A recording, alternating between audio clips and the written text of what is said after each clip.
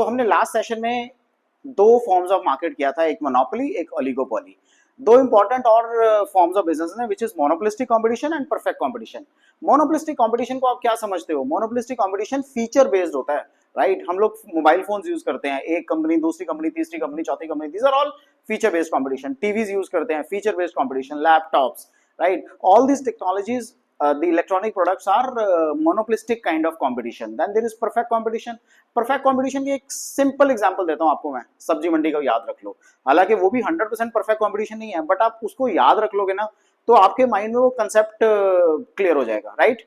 एक एक करके हम दोनों कंसेप्ट को पढ़ते हैं। फर्स्ट, सबसे पहले मोनोपोलिस्टिक कंपटीशन क्या होता है? मोनोपोलिस्टिक कंपटीशन एक ऐसा कंपटीशन है जिसमें मोनोपोलिस्टिक कंपटीशन, राइट? सो इसमें क्या होता है? इसमें प्राइमरीली फीचर बेस्ड डिफरेंशिएशन होती है। So number of sellers large होते हैं, but each seller has a product different from those of his rivals, right? So what one firm produces is not like what any other firm produces. So monopolistic competition ऐसा competition है जिसमें हर एक product different है, हर seller अपना separate product बेच रहा है। they primarily work on the features of that product, right? So पहला फीचर क्या है? Demand curve, free entry and exit, large number of firms, product differentiation and selling cost. अब आप मोनोपोली वाले भी हमने पढ़े थे ना, सो वो याद करो। जब आप कंपेयर करोगे तो आप देखोगे बहुत डिफरेंस है दोनों में। डिमांड कर्व मोनोपोली का भी डाउनवर्ड स्लोपिंग होता है, लेकिन इसका ज्यादा नीचे जाता है। So let us understand them one by one. Demand curve क्या होता है, फ्री एंट्री एंड एग्जिट क्या है, लार्ज नंबर ऑफ फर्म्स क्या है, प्रोडक्ट डिफरेंशिएशन क्या होता है, और सेलिंग कॉस्ट किसको कहते हैं हम, राइट?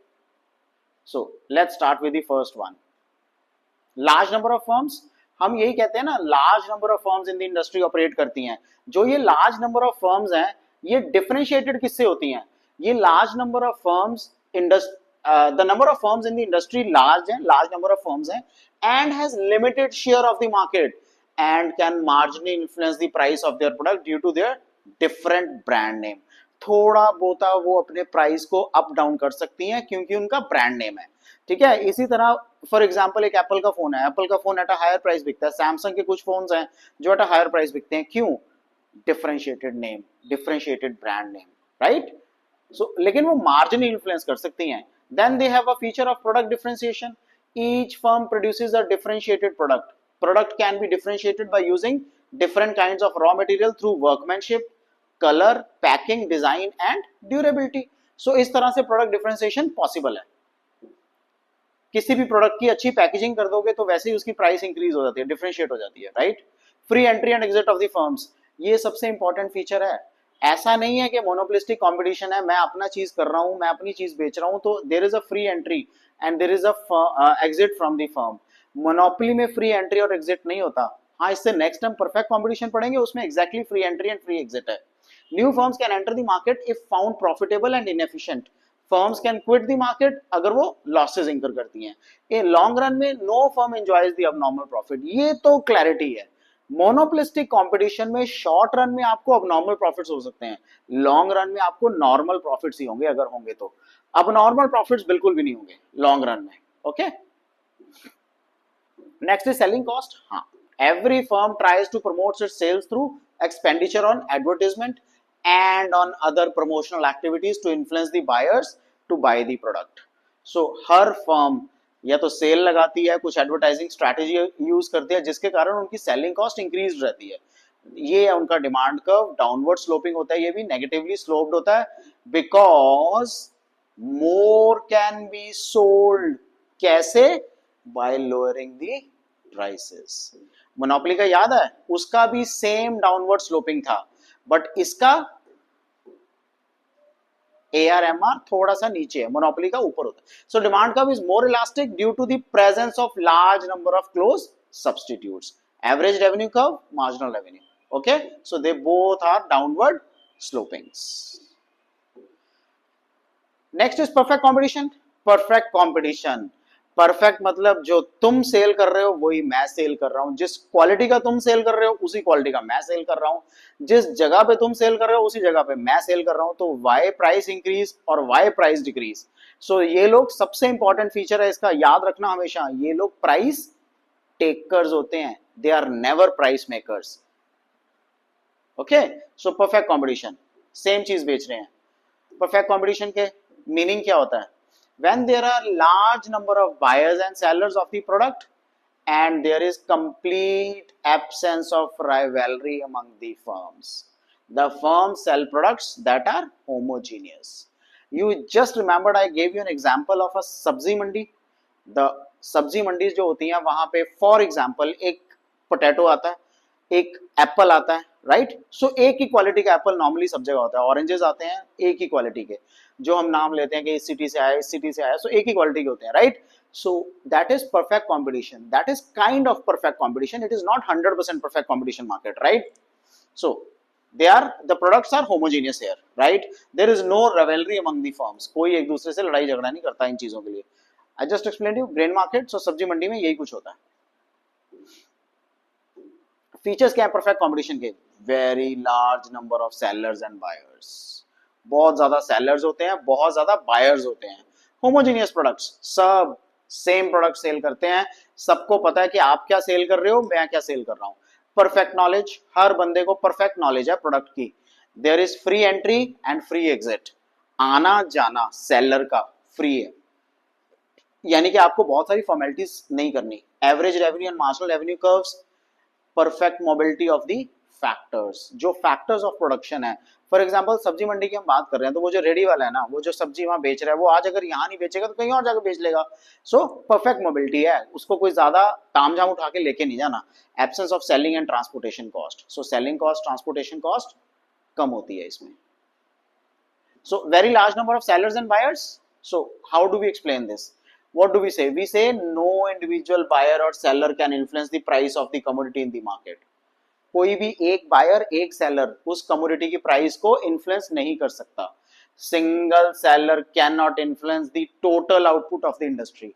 एक सेलर टोटल आउटपुट, इंडस्ट्री का जितना टोटल वो बेचते हैं उसको इन्फ्लुएंस नहीं कर सकता। Why? Because there contribution is very less and secondly everyone is selling the same kind of product. Single buyers can not influence the market price on his own by changing his demand. अपनी demand को change करके वो price को influence नहीं कर सकते। सो ना तो सेलर कर सकता है ना बायर कर सकता है influence. Okay,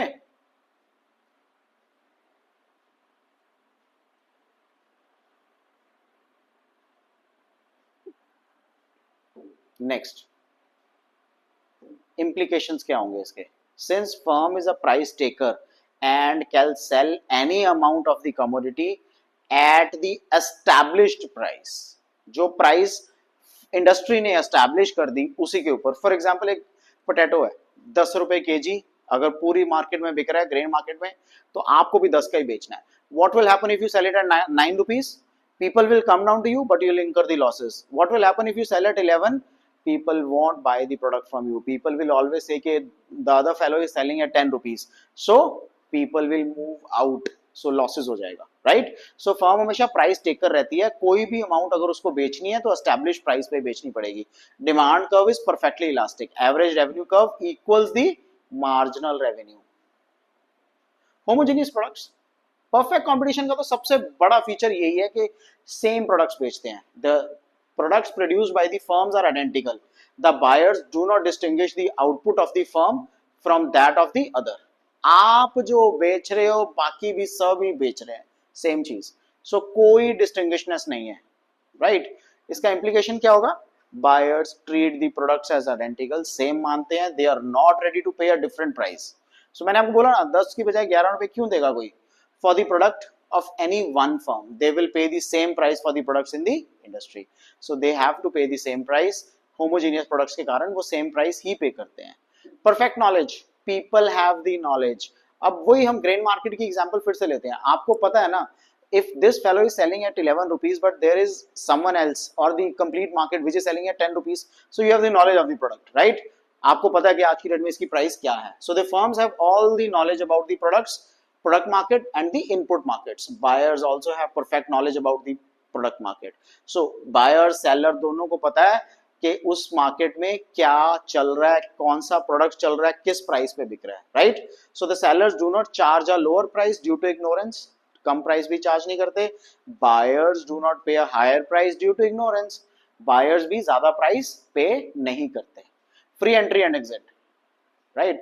So there are no artificial barriers and natural barriers in the way of a new firm wishing to enter an industry. No firm can earn abnormal profits in the long run. Each firm earns just the normal profit. Her firm सिर्फ और सिर्फ normal profit ही earn कर पाएगी.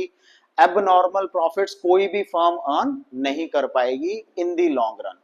अगर abnormal profits होगा, existing firms are earning above normal profits, more firms will enter in. The new firms are attracted, they'll enter the industry. In case of abnormal losses, if existing firms are incurring losses, तो बहुत सारी firms उस industry को, उस business को छोड़ जाएंगी. So again, normal profits पे आ जाएंगे, right? So no artificial barriers and natural barriers in the way of wishing to enter into industry. No firm can earn above normal profits in the long run. I guess repeat हो गया है ना? So average revenue and marginal revenue curves हमने कहा equal होते हैं. The forces of market supply and market demand determines the market price. The firm being a price taker adopts this price and is free to sell any quantity it likes, and therefore marginal revenue is equal to the average revenue curve. Now please understand, ये हमारी quantity है, ये हमारी price है. This is infinity. Okay. Perfect mobility of the factors of production. Factors of production can freely move from one firm to the another firm. एक जगह से दूसरी जगह आराम से जा सकते हैं. From one industry to the another industry. They can also move from one job to another job. एक job से दूसरी job में आराम से जा सकते हैं वो. Absence of selling and transportation cost. Selling and other promotional costs are not present because goods are identical and sold at a uniform price. Price of the product is not affected by transportation cost. Goods can be purchased from any area and will remain the same. कहीं से buy कर लो, same product मिलेगा आपको. Okay? So कोई भी selling cost, transportation cost incur करने की जरूरत नहीं होती इसमें. So pure competition, perfect competition. Pure competition, large number of buyers and sellers, homogeneous products, free entry and free exit. Perfect competition में क्या होता है? Large number of buyers and sellers, homogeneous products, free entry and exit. People have perfect knowledge. लोगों को पता है कि क्या बिक रहा है. And perfect mobility of factors of production. जो भी हमारे factors of production है, उनकी perfect mobility रहती है. Which means कहाँ पे जाके बेचना है, कब बेचना है, क्यों बेचना है, ये सब उनको पता होता है. So they have a perfect mobility of factors of production. अगर यहाँ पे उनका product sale नहीं होगा तो they'll go at some other place and will sell the product there. So price and output determination under perfect competition. Equilibrium price is determined not by the seller. आप as a seller perfect competition में price fix नहीं कर पाओगे, but by the industry, all firms together. Price is determined by the industry and accepted by all the firms. So individual seller firm is a price taker. आप सिर्फ price ले सकते हो, आप फिक्स नहीं कर सकते हो. ये फर्म है ना, फर्म प्राइस फिक्स नहीं करेगी, इंडस्ट्री प्राइस फिक्स करती है. सो DD and SS are the demand and supply curves respectively, right? This is D curve, demand downward sloping है, SS supply curve upward sloping. So this is the equilibrium price.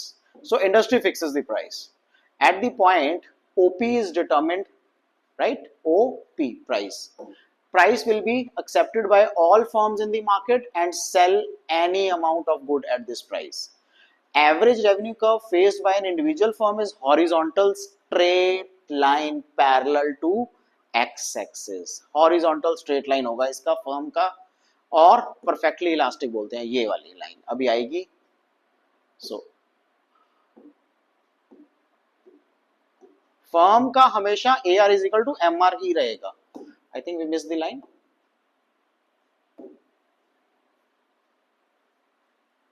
So ये वाली line है ना जो price line, सो ये extend हो जाएगी यहां तक. जब ये आगे एक्सटेंड हो जाएगी तो क्या होगा? AR is equal to MR. हमने पीछे भी किया ना कर्व्स का. सो AR is equal to MR. Now let us understand all these differences together. चारों के डिफरेंस एक बार अच्छी तरह पढ़ते हैं. सी एक चीज अंडरस्टैंड करना, points of difference remain the same. So number of buyers and sellers perfect competition में ज्यादा होते हैं, मोनोपोलिस्टिक में large, one seller but large number of buyers, few sellers but large number of buyers. Nature of the product, perfect competition में same product होगा, homogeneous, monopolistic में product differentiation, homogeneous और differentiated दोनों में, मोनोपोली में कुछ भी हो सकता है, होमोजीनियस और differentiated in case of oligopoly. So oligopoly जब हमने डिटेल में किया था तो हमने पढ़ा था ना इम्परफेक्ट ओलिगोपोली, परफेक्ट ओलिगो, सो उसके बेस पे ये प्राइस, ये प्रोडक्ट्स भी डिसाइड होते हैं। प्राइस परफेक्ट कंपटीशन में आप तो प्राइस टेकर हो, सो यूनिफॉर्म, मोनोपोलिस्टिक में नॉट यूनिफॉर्म, थोड़ा बहुत ऊपर नीचे आप कर सकते हो, मोनोपोली में आप ही आप हो और कोई नहीं।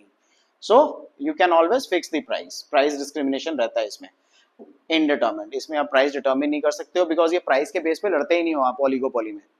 Free entry and exit perfect competition में, मोनोपोलिस्टिक में free entry and exit, restricted entry होती है मोनोपोली में, एंड रिस्ट्रिक्टेड एंट्री होती है ओलिगोपोली में। ओलिगोपोली और मोनोपोली में तो बेसिकली कैपिटल या पेटेंट्स, सो इन सब बेसिस के कारण या कंट्रोल ओवर रॉ मटेरियल के कारण रिस्ट्रिक्टेड एंट्री रहती है। Slope of the demand curve, आपका जो डिमांड कर्व है हॉरिजॉन्टल स्ट्रेट लाइन होता है, ओके। सो आपका डिमांड कर्व परफेक्ट कंपटीशन के केस में हॉरिजॉन्टल स्ट्रेट लाइन होगा, स्लोप्स डाउनवर्ड, एवरेज रेवेन्यू ज्यादा रहता है मार्जिनल रेवेन्यू से, हाईली इलास्टिक। अब मोनोपोली के केस में AR is greater than MR but less elastic. So difference क्या है, AR मोनोपोलिस्टिक एंड मोनोपोली में, बट हाईली इलास्टिक, इसमें लेस इलास्टिक रहता है, okay. So it depends upon the model, जो भी आप मॉडल अडॉप्ट करते हो उसके बेस पे ये सब चलता है ओलिगोपोली में।